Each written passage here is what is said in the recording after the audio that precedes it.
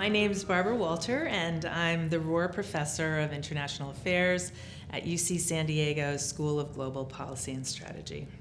I study war. I'm known for my study of civil war and political violence and terrorism, but what drives everything I do is the desire for peace. And when I started studying civil wars, I picked civil wars because it turns out that they're the most destructive wars. They last the longest, they kill the most people, they have really fairly long-term residual effects. They rarely end in negotiated settlements.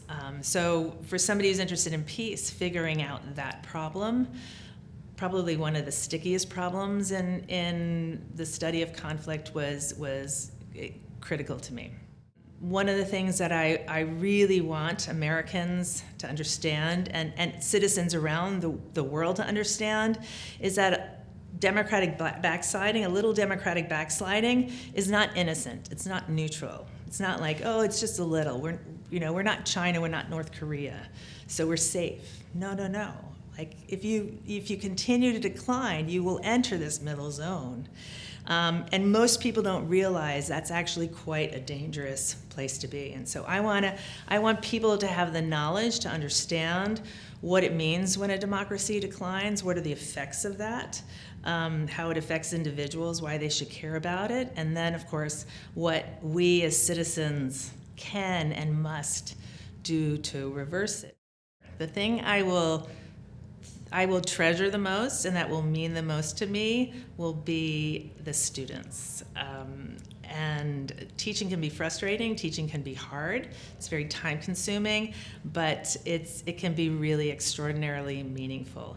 And what drives me there is actually not my subject. It's not teaching students facts or dates or things. It's teaching them how to think and how to analyze.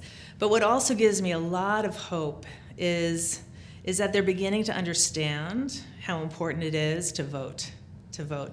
18 to 25-year-olds are the group that votes the least, and that has been historically. And because they don't go out to vote, politicians have ignored them. And instead, they pursue the policies that 65-year-olds want them to pursue, which are very, very different from what 21-year-olds want.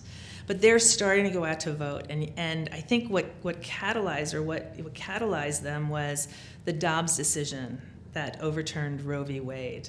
And I think Dobbs may have brought a whole generation of voters to the polls, and they're going to change the makeup of Congress, and we need to change the makeup of Congress to fix our democracy.